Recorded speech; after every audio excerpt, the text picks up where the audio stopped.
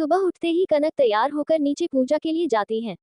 आज हवेली में कुछ ज्यादा ही चहल पहल दिख रही थी।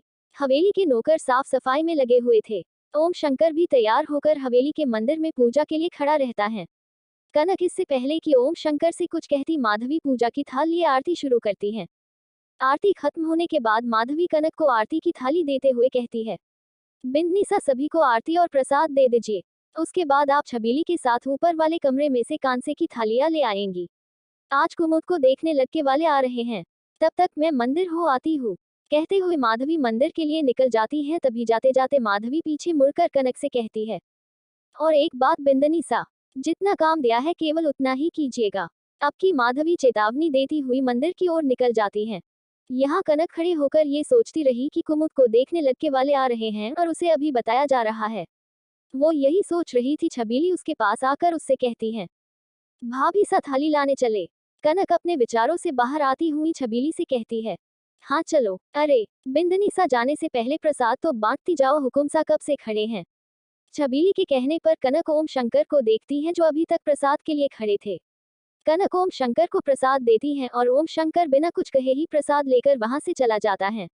कनक एक बार फिर ओम शंकर प्रति बेरुखी बर्ताव से उदास हो जाती है। कनक जाते हुए ओम शंकर को देखती रह गई।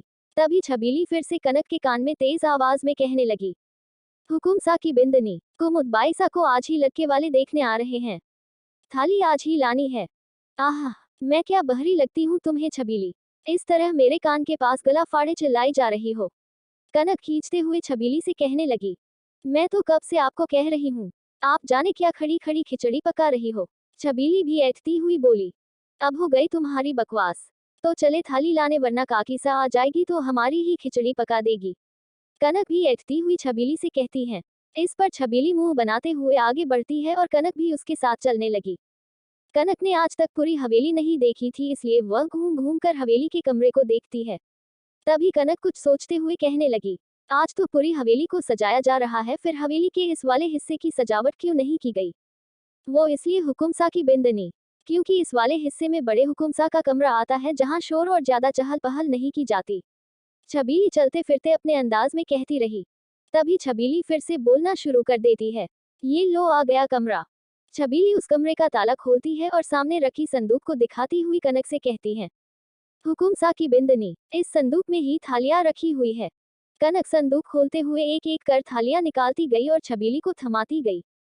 थालियां इतनी भारी भरकम थी कि छबीली खी जाते हुए कनक से कहती है, हाय राम, महारा तो हाथ दर्द कर रियो छोटी हुकुम सा, इतनी भारी भरकम थाली महारी तो कोमल कलाई टूट जावेगी।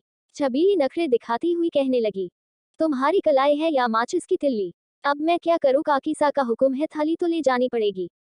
और अगर काकी सा को पता चला न तो तेरी कोमल नाजुक सी कलाई ही मडोड़ देगी। कनक मौका पाते ही छबीली को माधवी के नाम से डराने लगती है। न बिंदनी सा, ऐसा न होवेगा, मैं अभी जाकर कुछ थालियां रसोई में रख कर आती हूँ, उसके बाद फिर से बाकी की सारी थालियां ले जाऊंगी। ये तो ठीक होवेगा बिंदनी सा। छबीली मुंह छोटा सा बनाए कहती जा रही थी, हाँ हाँ ठीक है, ले जा थालियां, कामचोर कहीं की। कनक जाते हुए छबीली से कहती है। छबीली के जाते ही कनक बाकी की थालियां भी निकाल लेती है, लेकिन छबीली का कोई अता पता नहीं रहता है। ये छबीली लगता है रसोई में ही सो गई, एक नंबर की कामचोर है। अभी आती हूँ कहकर वही रह गई, अब मुझे ही ये सारी थालियां ले जानी होगी। कहते हुए कनक थालियां खुद ही उठाने लगी। आह, ये थालियां तो सच में बहुत भारी है, मुझे तो ये समझ नहीं आ रहा है इतनी भारी भरकम थाली ले जाने की जरूरत ही क्या थी।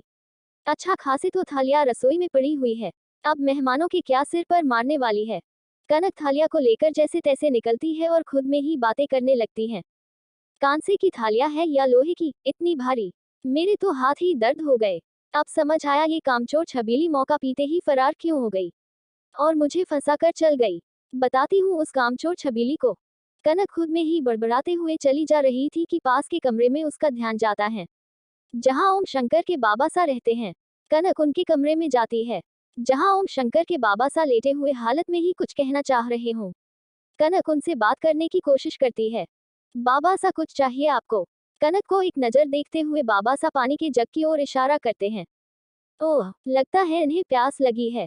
कहती हुई कनक उन्हें बिस्तर से उठाते हुए दीवार पर तकिए रखकर उन्हें आराम से बैठा देती है और फिर कनक उन्हें अपने हाथों से पानी पिलाती है। लगभग 2 ग्लास पानी पीकर उनकी प्यास बुझती है। लगता है बहुत समय से पानी प्यास लगी थी इन्हें। कनक उन्हें पानी पीता हुआ देख सोचती है। तभी सामने रखी हुई प्लेट पर उसकी नजर जाती है जिसमें खिचड़ी रखी हुई रहती है। अरे ये क्या, आपने खिचड़ी अभी तक नहीं खाई? मैं भी ना, लगता है किसी ने ध्यान ही नहीं होगा। इन्हें भूख भी लगी होगी। कोई बात नहीं, मैं ही खिला देती हूँ। कनक खिचड़ी लेकर बाबासा को अपने हाथों से खिलाने लगती है। बाबासा भी बड़े प्यार से कनक के हाथों खाना खाते हैं। वह कुछ बोल नहीं सकते थे लेकिन उनकी आंखें कनक को ढेरों आशीर्वाद दे रही थी। खिचड़ी खिलाने के बाद कनक आराम से उनको लेटा देती है। तभी कुछ सोचती हुई कनक कहती है, लगता है इनके दवाई का भी टाइम हो गया होगा।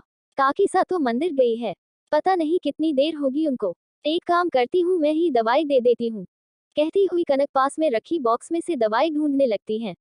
उसे कुछ दवाइयाँ मिलती है जिन्हें देखते हुए वह कहती है, कौन सी दवाई कब देनी है मुझे तो कुछ भी नहीं पता, लेकिन दवाई तो टाइम पर देनी होगी। काकीसा पता नहीं कब तक आएगी। कनक दवाइयों को हाथों में लिए सोच में पड़ जाती है। तभी अचानक से उसे कुछ सूझता है। बाबा सा, आप कुछ बोल नहीं सकते लेकिन सुन तो सकते हैं न, तो आप बताइए कि काकीसा आपको कौन सी दवाई कब देती थी। मैं एक एक करके आपको दवाई दिखाती जाऊंगी, आपको सिर्फ अपनी पलकें झपका कर सही दवाई मुझे बताना है। अभी के लिए अगर आपको मेरी बात समझ आ गई हो तो अपनी पलकें झपका दीजिए, मैं समझ जाऊंगी। कनक बड़े ही आसानी से अपनी बात कह जाती और समस्या का समाधान भी ढूंढ लेती है। अब की कनक बाबासा की प्रतिक्रिया जानने के लिए उनकी ओर देखती है, जिससे बाबासा अपनी पलकें झपका पर कनक की बात समझ चुके थे। कनक जैसे कोई जंग जीत लिया हो इस तरह से खुश होती है। वो एक एक कर बाबासा को दवाई दिखाती है। तभी उसे वो दवाइयां की नाम देखते ही जिसे देखते ही वह कहती है, ये दवाई, ये तो नॉर्मल सी दवाई लगती है। बाबासा की हेल्थ के लिए इतनी नॉर्मल दवा? बाबासा को तो पैरालाइज है और उनके हेल्थ के मुताबिक ये दवा तो कुछ भी नहीं है। कनक उन दवाइयों के नाम पढ़ने लगी जिससे उसकी आंखें चौड़ी होने लगी। ये सारी दवाई तो दादी को भी दी जाती थी जब उनकी बीपी लो हो गई थी। मुझे अच्छे से पता है ये सारी दवाई बीपी लो की ही है। तो फिर बाबासा को सिर्फ बीपी लो की दवाई दी जाती थी। कनक अपनी सोच में गुम थी कि सामने से एक कड़क आवाज के पड़ते ही अपनी तंद्रा से बाहर चौंक आती। किसकी होगी वो आवाज? आखिर क्यों दी जाती है बाबासा को नॉर्मल दवाई? जानने के लिए अगला भाग जरूर सुने और चैनल को सब्सक्राइब करना न भूले।